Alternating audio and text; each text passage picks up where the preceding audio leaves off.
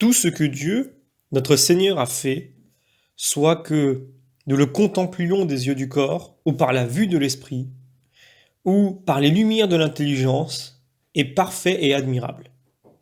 Quel spectacle brillant et varié nous présente l'aspect du firmament. Qu'y a-t-il de plus beau que la terre avec sa riche parure de fleurs et de fruits? Y a-t-il quelque chose de plus rapide que le soleil dans sa course?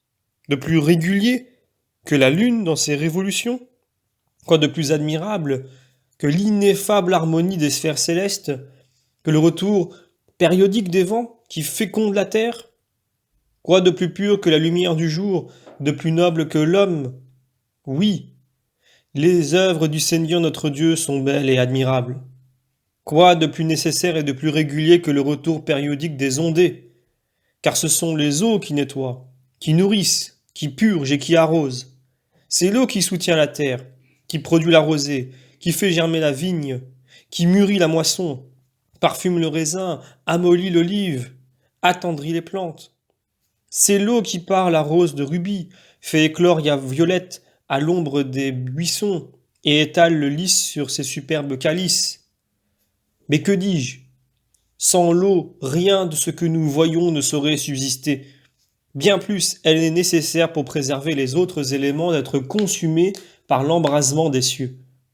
Enfin, l'eau a pris son niveau jusqu'au-dessus des cieux, ce qui est conforme à la parole du prophète quand il a dit « Cieux des cieux, et vous, ondes qui êtes au-dessus des cieux, louez le Seigneur. » Ceci montre les nobles attributs de cet élément. Mais ce qu'il y a de plus remarquable et en même temps de plus digne de notre respectueuse admiration, c'est que les images dont se servent les Écritures pour nous faire comprendre les principales actions du Christ sont empruntées à cet élément. En effet, il est descendu du ciel comme une douce rosée. Il a été cherché comme on cherche les eaux pures d'une fontaine. Sa parole s'est répandue à la manière d'un fleuve et enfin, il a reçu le baptême dans les eaux du Jourdain. Car vous savez que Jésus-Christ vint trouver Saint Jean-Baptiste et qu'il reçut de lui le baptême. Chose admirable. Un peu d'eau lave un fleuve immense, c'est-à-dire le Christ, ornement de la cité de Dieu, lui qui est la source incompréhensible et infinie, d'où découle la vie éternelle, souffre l'ablution de cette onde terrestre et fugitive. Celui qui est présent en tout lieu, celui que les anges même ne peuvent comprendre, que les hommes ne sauraient voir, s'abaisse volontairement à recevoir le baptême. Et quand je me sers de ce langage, veuillez, mon cher frère, ne point le prendre dans l'acception ordinaire, mais dans un sens tout exceptionnel et tout divin. En effet, les eaux dans lesquelles il fut plongé sentirent cet abaissement du Christ par suite de son amour pour l'humanité. Les eaux le virent et tremblèrent. Peu s'en fallut qu'elles n'en prissent la fuite, en franchissant les rives du fleuve. C'est pourquoi le prophète, qui dès les temps reculés avait eu la vision de ce miracle, s'adresse à ces flots et leur dit « Ô mère, pourquoi t'a-t-on vu fuir? Et toi, Jourdain, pourquoi as-tu reculé vers ta source ?» Mais les flots répondent « Quand nous avons vu le Maître du monde sous la forme d'un simple mortel et ignorant le secret de ce grand mystère, nous avons été saisis d'effroi. » Pour nous, qui connaissons la cause de ce miracle qui est dans la bonté de Dieu, nous adorons sa miséricorde infinie de ce qu'il est venu pour sauver le monde et non pour le juger. C'est dans le même sentiment que Jean le précurseur, aussitôt que ce mystère lui fut dévoilé et qu'il sut que le Christ était vraiment le Seigneur, criait à ceux qui étaient venus vers lui pour se faire baptiser « Race de vipères, pourquoi courez-vous ainsi vers moi? Ce n'est pas moi qui suis le Christ. Je ne suis que le serviteur, je ne suis pas le maître, je suis le sujet et non le roi. Je suis la brebis, un autre est le pasteur. Je suis l'homme, un autre est le Dieu. Ma mère a cessé d'être stérile pour m'enfanter. Je suis venu de la terre, je ne suis pas descendu du ciel. J'ai lié la langue de mon père et je ne suis point l'auteur de la grâce. J'ai été reconnu pour le précurseur par ma mère, mais je n'ai pas été comme le Christ, annoncé par une étoile. Je suis petit et faible. Et voilà que celui qui est bien avant moi vient après moi dans l'ordre des temps, avant moi sous le rapport de sa divinité ineffable, inaccessible. Il est venu, plus puissant que moi qui ne suis pas digne de dénouer le cordon de sa chaussure. C'est lui qui vous baptisera par le Saint-Esprit et par le feu. Pour moi, je suis soumis à la puissance. C'est lui qui possède en lui-même la toute-puissance. Moi, je suis sujet au péché, lui, il a le pouvoir de l'effacer. Moi, je ne puis que montrer la loi, lui fait briller le flambeau de la grâce. Moi, j'enseigne ce que j'ai reçu l'ordre d'enseigner. Pour lui, il juge en juge souverain. Moi, j'ai à peine un réduit pour m'abriter. Lui, il a les cieux pour demeure. Moi, je baptise par le baptême de la pénitence. Pour lui, il accorde la grâce par sa seule volonté. Cessez donc de vous adresser à moi, car ce n'est pas moi qui suis le Christ. Lorsque saint Jean eut parlé ainsi au peuple qui l'entourait, et comme la foule, tentée par le mauvais esprit, s'attendait à quelques miracles, voici que le Seigneur apparaît dans sa simplicité divine. Seul, sans aucune suite, revêtu de la forme humaine comme d'un vêtement, voilant l'éclat de sa divinité, afin de ne point donner à la malice du démon l'occasion de se montrer. Et toutefois, s'il vient à Jean, ce n'est point comme un roi dépouillé seulement de tout cortège, mais il vient comme un simple mortel sujet au péché et il baisse la tête pour recevoir le baptême. Témoin d'une si grande humilité, Jean fut frappé à la fois d'étonnement et d'admiration, et c'est alors qu'il s'écria « Quoi ? J'avais besoin d'être baptisé par vous, et vous venez pour être baptisé par moi ?» Maître, que faites-vous donc ? Votre enseignement paraît ici contraire à la règle. Il me semble que vous n'agissez pas conformément à ce que vous m'avez chargé d'annoncer de vous. Voulez-vous faire triompher le démon par ses contradictions ? Baptisez-moi dans le rayon de votre divinité. Est-ce à moi de vous donner le baptême ? Illuminez-moi de votre esprit. Que voulez-vous attendre d'une pauvre créature comme moi ? Baptisez-moi, baptiste votre serviteur, afin de montrer que vous êtes plus grand que moi. Car je ne puis donner que le baptême de la pénitence. Il faut que ceux qui viennent à moi pour être baptisés confessent d'abord leurs péchés. Quoi ? Vous voulez que je vous baptise ? Et quel péché pourriez-vous avoir à confesser ? C'est vous qui remettez les péchés, et vous demandez à être baptisé du baptême de la pénitence ? Et quand bien même j'oserais vous baptiser, les eaux du Jourdain oseraient-elles vous toucher ? J'ai besoin que vous me baptisiez, et c'est vous qui venez à moi pour que je vous baptise. Mais que lui répond le Seigneur ? Faites comme je vous le demande, car c'est ainsi qu'il faut que toute justice soit accomplie. Faites comme je vous le dis, car vous ne m'êtes pas supérieur en sagesse. Vous voyez les choses à travers l'œil de l'humanité, moi je les connais comme Dieu. Il faut d'abord faire ce que je dois faire et l'enseigner ensuite. Moi qui suis la dignité même, comment pourrais-je vous commander quelque chose qui fût contraire à ma dignité ? Jean, vous vous étonnez de ce que je suis venu, dépouillé de l'éclat de ma gloire. Car si la pourpre royale ne convient pas à un simple particulier, un roi doit s'entourer d'une pompe guerrière. Mais je suis venu vers vous, comme un ami visite son ami. Faites donc ainsi que je vous dis, car il faut que toute la justice soit accomplie. Je suis venu pour accomplir toute la loi, et je ne veux pas en omettre la moindre partie, afin que saint Paul, qui viendra après moi, puisse s'écrier « Jésus-Christ est la fin de la loi, pour justifier tous ceux qui croient en lui. » Baptisez-moi donc, ô gens, afin de ne donner l'occasion à personne de dénier le baptême. Je veux être baptisé par mon serviteur, afin de montrer aux grands et aux puissants de la terre qu'ils doivent recevoir le baptême de la main d'un simple prêtre. Je vais descendre dans le Jourdain afin de faire prévaloir le témoignage du Père et de faire éclater la puissance du Fils. Hâtons-nous, car il faut que toute la justice soit accomplie. Aussitôt, Jean baptisa le Christ, et aussitôt les cieux lui furent ouverts. Et il vit l'Esprit de Dieu qui descendit sous la forme d'une colombe et qui vint se reposer sur lui.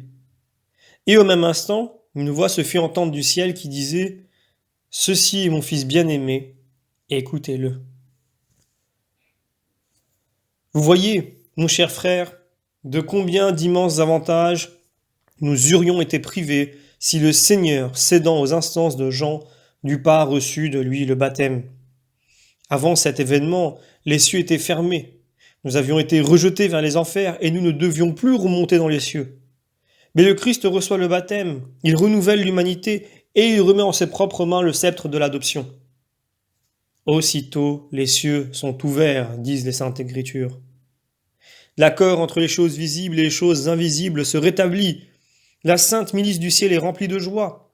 Les misères de la terre sont guéries. Ce qui était caché se découvre, ce qui était ennemi de l'homme se réconcilie avec l'homme, et c'est par ces trois admirables bienfaits que les cieux ont été ouverts, suivant la parole de l'évangéliste, car le Christ, par son baptême, devient l'époux sacré, et il fallait qu'aussitôt les avenues du ligne nuptial s'ouvrent. D'ailleurs, l'Esprit Saint, étant descendu sous la forme d'une colombe et parcourant tout l'univers à la voix du Père, il fallait que le sceau qui fermait les cieux fût levé. Les cieux lui ont donc été ouverts, et une voix s'est fait entendre qui disait « Celui-ci, mon Fils bien-aimé, dans lequel j'ai placé toute mon affection. » L'amour produit l'amour, de même la lumière immatérielle produit la lumière ineffable et inaccessible. Celui-là est mon Fils bien-aimé, qui est parti sur la terre sans cependant se séparer du sein de son Père. Il est donc venu sur la terre et il n'y est pas venu. Car durant son séjour sur la terre, il n'eut qu'une partie de lui-même qui était visible. En effet, d'après les apparences matérielles, Jean qui baptisait aurait paru supérieur au Christ qui était baptisé. C'est pour cela que le Père fit descendre l'Esprit Saint sur le Christ qui venait de recevoir le baptême. Et de même qu'à la fin du déluge, Dieu se servit de l'emblème de la colombe pour exprimer son amour pour l'humanité. Ainsi l'Esprit Saint, sous le même emblème et comme un gage de paix, est descendu lors du baptême au bord du Jourdain, sur celui qui rendait témoignage. Et pourquoi ? Afin que la volonté du Père fût clairement manifestée et que les prophéties qui depuis longtemps avaient annoncé cet événement fussent pleinement confirmées. Or, que disaient ces prophéties ? La voix de Dieu, c'est celle qui va sur les eaux, par laquelle il fait éclater sa gloire comme le bruit du tonnerre. Et quelle encore est cette voix ? C'est celle qui a dit « Celui-là est mon Fils bien-aimé en qui j'ai placé mon affection. » Celui qui a été nommé le fils de Jacob et qui est mon fils unique dans le rapport de son essence divine, c'est là mon Fils bien-aimé. Il est pauvre et malgré sa pauvreté, il nourrit un nombre infini de créatures. Il est courbé sous le poids du travail et c'est lui qui donne le repos à ceux qui ont travaillé. N'ayant pas un oreiller pour reposer sa tête, et c'est lui dont la main puissante gouverne l'univers, qui souffre et qui soulage toutes les misères, qui est accablé d'humiliation et qui apporte au monde la liberté, dont le côté est transpercé par une lance et qui guérit la blessure d'Adam. Veuillez me prêter ici toute votre attention. Je veux vous montrer la source de la vie et contempler avec vous cette fontaine d'où découle le salut et la béatitude. Le Dieu de l'immortalité a envoyé son Fils immortel, son Verbe sur la terre, pour sauver les hommes, pour les purifier par l'eau et par l'esprit, et les rendre dignes de la vie incorruptible. Certes, si l'homme qui est un être créé est immortel, Dieu l'est bien aussi à plus forte raison. Et s'il est vrai que régénéré par le baptême et par l'Esprit Saint, l'homme devient participant de la divinité, il faudra également admettre qu'après la résurrection, il deviendra cohéritier du Christ. Accourez donc, tribus des nations, venez prendre part au baptême de l'immortalité. Je vous annonce une heureuse nouvelle. Vous étiez plongés dans les ténèbres de l'ignorance, et la lumière de la vie vous est offerte. Vous allez passer de l'esclavage à la liberté, de l'oppression à l'indépendance, d'un état de corruption à l'incorruptibilité. Et comment s'opérera cette transformation ? Par le baptême et la grâce du Saint-Esprit. C'est cette eau du baptême qui, vivifiée par l'Esprit Saint, arrose le céleste Éden, féconde sa terre, y fait germer les plantes, il donne la vie aux êtres animés, et pour tout dire en un mot, cette eau sainte dans laquelle le Christ a reçu le baptême, qui régénère et vivifie l'humanité. C'est ce même esprit qui, dans l'origine des choses, était porté sur les eaux. C'est lui par qui tout existe et tout se meut et reçoit la vie. Lui qui a parlé par la bouche des prophètes, qui est descendu sur le Christ, c'est ce même esprit que les apôtres ont reçu sous la forme de langue de feu. C'est cet esprit que David invoquait lorsqu'il disait « Seigneur, crée en moi un cœur pur et renouvelez mon esprit jusqu'au fond de mes entrailles ». C'est de cet esprit que l'ange Gabriel parle à la Sainte Vierge quand il dit « Le Saint-Esprit surviendra en vous et la vertu du Très-Haut vous couvrira de son ombre ». C'est cet esprit qui a inspiré à Saint Pierre cette belle exclamation lorsqu'il dit au Christ « Vous êtes le Christ, Fils du Dieu vivant ». Enfin, C'est par ce même esprit que l'Église a été rendue inébranlable. Le Saint-Esprit que mon Père vous enverra à cause de lui vous enseignera toutes ces choses. Venez donc, ô hommes, et laissez-vous régénérer par votre adoption en Jésus-Christ. Et c'est alors que vous ne vous souillerez pas par le meurtre ou l'adultère. Vous fuirez l'idolâtrie et les fausses voluptés. Vous ne vous laisserez pas dominer par l'orgueil. Votre âme sera exempte de toute souillure, et vous rejetterez loin de vous le fardeau du péché. Vous quitterez l'armure du démon pour vous revêtir des armes de la foi. Et comme le dit le prophète Isaïe, lavez-vous, purifiez-vous, ôtez de devant mes yeux la malignité de vos pensées, cessez de faire le mal, apprenez à faire le bien, recherchez ce qui est injuste, assistez l'opprimé, faites justice à l'orphelin, défendez la veuve, et après cela, venez et soutenez votre cause contre moi, dit le Seigneur.